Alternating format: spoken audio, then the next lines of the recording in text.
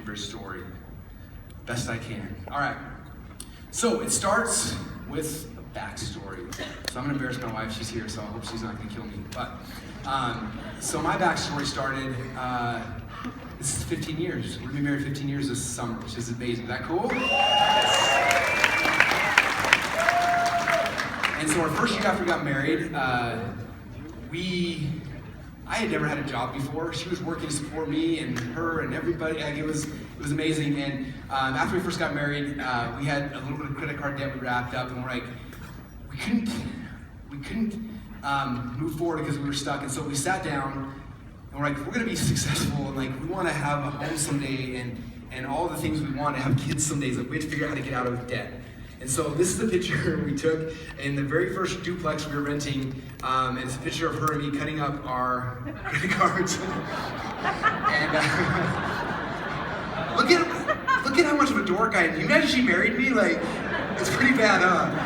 Anyway, and so we were sitting there, and it was just like, it was really like, we were joking, making fun about the whole crying thing, but it was an emotional thing, like, oh, like, I know we want to like have a family and kids and all these amazing things, but we can't because all these people working aren't working, so we have to stop like what we're doing. We have to cut up our credit cards and figure out a different way, right? And so my desire was like, I gotta figure out, as a man, like how do I support her? I'm wrestling in college, I didn't have the ability to get a job. I'm like, I have desires to help her. I wanna make money. That was my first goal. But if you wanna be completely honest, it wasn't just I wanted to make money. I knew that after we first got married, I was going to wrestling practice and having fun. I was going to school and having fun. I'd come home at night, and she'd worked an entire day during the day, and at night she would go and she'd serve tables at night. We would have the money so we could pay our rent and so we could eat. And honestly, as like a new husband, to know that your wife's working 2 jobs while you're having fun, like living your dreams, it's hard. And I felt guilty and I felt bad. I was like, oh, like, I want to be part of it. I want to help in this relationship, right? And so I had some desires, like I gotta figure this thing out. And I couldn't get a job because I wanted to wrestle. Like that was my thing. I couldn't quit wrestling. So I had to figure out some other way to make money. And so I started this journey to go out there. And initially I was starting making this little website. Somebody hasn't heard this story before. We live in Boise, Idaho. And if you've been to Boise, there's like potatoes on the ground everywhere. That's not actually true, but a lot of people think it is. One spring break, one of my buddies, this is Nate Plone, he was on the wrestling team with me. We were the only 2 married guys on the wrestling team. So for spring break, all of our buddies were down in Wendover and wherever, gambling and having fun. And we had our wives working, and we were the unemployed husbands who felt guilty. So we didn't go on party. We sat at home and we're like, what should we do all day? He's like, I don't know, I want to make potato gun. I'm like, I don't know what that means, but I'm in. Let's do it. So we spent the whole week like making potato guns, had so much fun, shooting potatoes that weekend. And I have a longer version of the story I can tell, but I don't have time. So anyway, we shooting potato guns, having the time of our lives, and then went back to school the next week. And then I remember after that, I had been learning about internet marketing at the time, and I talked to Nate. I was like, hey, I think I want to try to sell something online, and I want to sell potato gun plans.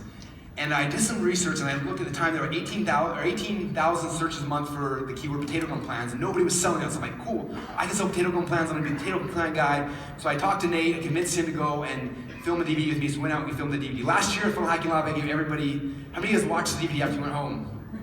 Like 2 of you guys. It was so cool.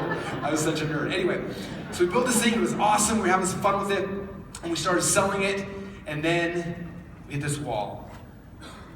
Okay, something really, really bad happened. Google slapped me. I was selling it on Google. I was, I think at the time we were spending about $10 to $15 a day, and we're making 1 or 2 sales a day, so making 30 to 50 bucks a day. And it was like the greatest thing in the world.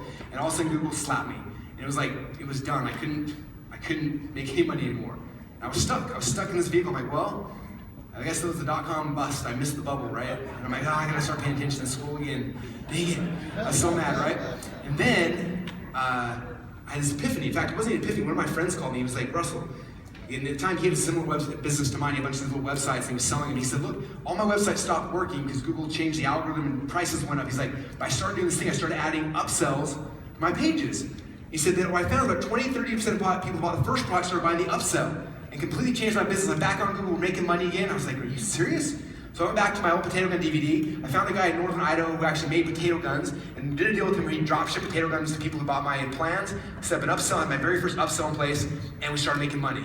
And I was like, I'm back, like, we're back in business. And I was so excited that my little potato gun business, I was spending $20 or $30 a day, and I was making like $100 a day. And I was like, I'm the richest kid on campus right now. This is amazing, right? It was so cool. And so because of that, I devised this plan. I was like, okay, I did it in potato markets, like where else can we do it? And so my slightly evil plan was to do this 1,000,000 times. So we did it in the weight loss market, we did it in the speed reading market, we did it in baby sign language, we did it in the apps, we did it with couponing, which by the way is one of the hardest markets ever. Don't sell things to people who are couponers. They naturally do not want to buy things.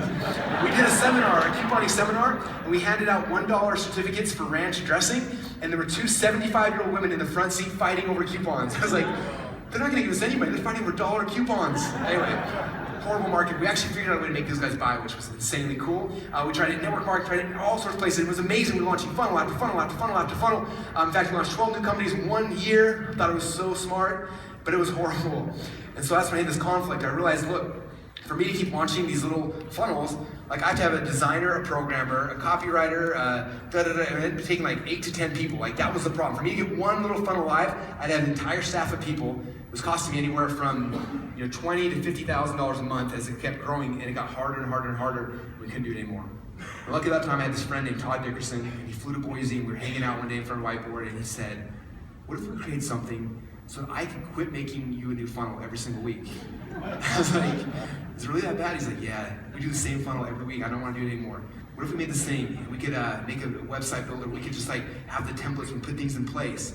I was like, that sounds awesome. And so we started building this thing that became ClickFunnels. We had this guy named Dylan. He came out. He had this editor. He had this thing. We started putting those things together. And soon we had this amazing program where I could actually build funnels by myself. I didn't need a tech team of 50 or 100 people. And the coolest thing in the world happened. I was able to achieve my dreams. I was able to make a business, make money. My wife was able to not have to work. We had a bunch of kids. But the coolest thing for me, see that picture of my kids?